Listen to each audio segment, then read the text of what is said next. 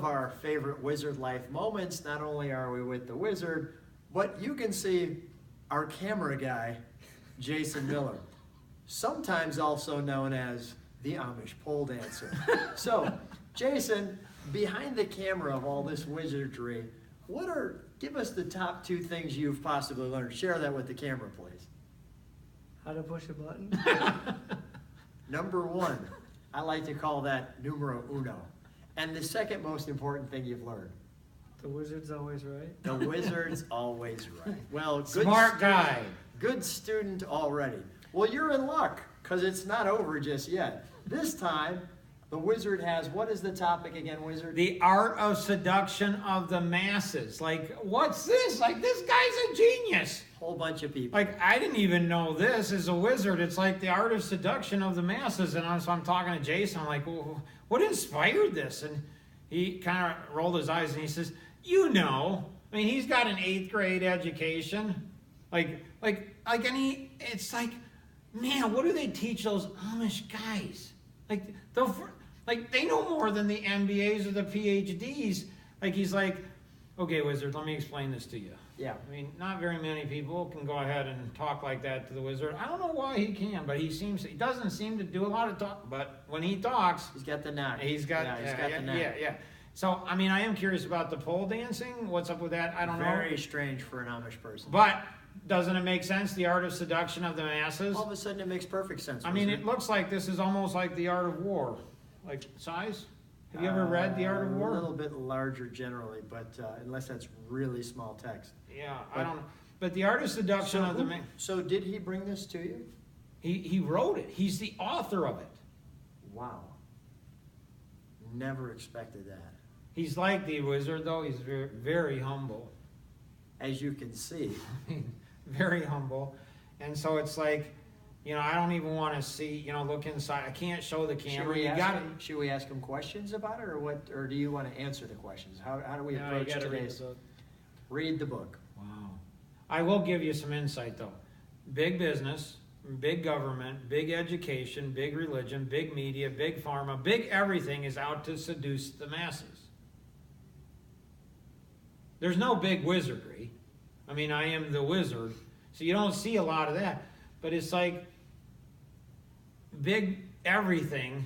It's like they give me your life, give me your time, and then I'm going to make your life really, really good. That's what big everything is. Got it. So it's like, he looks like a millennial. Sure. I mean, aren't millennials, I mean, I don't want to stereotype any, you don't want to do any of that kind of stuff, but isn't there a big interest from millennials that you have free healthcare and free, healthcare, free education, free everything? Yes. Well, he's saying that the government's trying to seduce the masses into subjection, into slavery. Like, what's up with that? Well, let's ask him. Which part? He might go ahead and just say, you got to read the book. Like, he's a business guy. Like those Amish guys. Yeah. There's no messing around. No. I mean, they just no, we're not going to give you our, everything we work for, we train for, all this stuff. I don't think anything's free. I mean, somebody has to pay for it. Even the fact that usually a lot of Amish people sometimes don't work with technology, but yet our Amish guy is actually our button pusher for the technology and our creator. So he's kind of not only a millennial, but he thinks differently, and he's an Amish guy, but he pole dances, and I mean, this is just, the spectrum, big spectrum on Jason. How in the world did he learn that somebody's got to pay for something? I mean, you're an old guy. Sure. And so, are they thinking, maybe you can help, are the millennials thinking Lou's going to pay for all their insurance and all their education and everything? Probably. Who knows? There we Sometimes they go. don't really think much. They just react, or I don't know what they do. Why? Because they're millennials, maybe? I don't know. Do you understand this? I'm listening to you. pepper him with some questions, but this is good, so I mean, I want to encourage you. I'm working very hard because of Lou has said he's trying to restrict the wizard, and so I'm trying to mention my friend less and less. No but such thing but as restricting my the friend, like he's got 6 out of the 7 of his kids Yes. are millennials. Hmm. They almost all of them moved out of the house at 18. He was told that, that's a pretty phenomenal feat. That's pretty impressive, I mean, and they paid for their own education. which is outstanding. So I don't, what's up with these parents? Is it the parents' fault, or what is it that millennials just don't seem? Well, Maybe they want the whole society to think their kids are so great and perfect.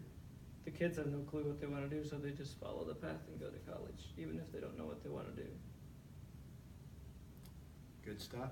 That seems stupid to me. Anyways, good to have you here. I find it to be quite accurate what he said. Expound more, please, Which part? of how they just want to coast. The millennials? Yeah. From what you were sharing. Well, a lot of them have no idea why they're even going to school. I have a younger brother that actually ended up going back through high school and then on to college. He actually knows what he wants to do. But he said he asked a lot of his classmates, and a lot of them have no clue what they want to do. But they just figured to They just kind of go keep through on the college. path. Right. Because that's what the parents think they should do, or society, or the masses. So is that part of the book where it's kind of the big government? You just keep the ball You gotta rolling? read the book. Read the book. Man, those Amish guys, It's they're good. good It's business. focused. It's like Locked in. So the art of seduction of the masses, I'm telling you, the wizard recommends it. I mean, and not only for you, but all your friends. And if you're a millennial, read it, because it's hilarious. I mean, there's a lot of humor in it, and I think you'll probably resonate with it. If you're a parent of a millennial, like, it'll explain so much to you on how to help to understand your children, and maybe, I don't know, get them moved out of the basement or something. I don't know. Could you share one tip out of what you just said that would help our audience to inspire them to read that book? I think often we become, like, we want to be deceived and delusional. When you say we, who is that in this sentence?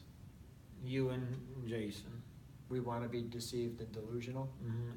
But not as much as the others. But human beings have this thing that they don't want to see the truth. Okay. Like, I share truth sometimes with you, but not always with you. Because it would almost be like that. It'd be vaporization. Staff. Yeah, you could just, I'd be zip. Yep. So it's, So I can only take little baby chunks. right. So the truth will set you free. Like, what does that mean? I know, really complicated, right? Like, Well- who other than the wizard would understand? So let me go slower. The truth, that's truth, will set you free. Meaning, if we don't see the truth, okay, we're enslaved. Like, this is not brain surgery, this is not rocket science, but for some reason, because people probably didn't read. And the wizard doesn't care about money. Like, the wizard makes, like I'm like Oprah. Like, I recommend something, all of a sudden it goes worldwide. It's unbelievable on what happens. So take this, read it. It's amazing. And then share it with everybody you know. Thank you very much for watching. What about pointing to the thing? Subscribe, hit the button to point to the thing.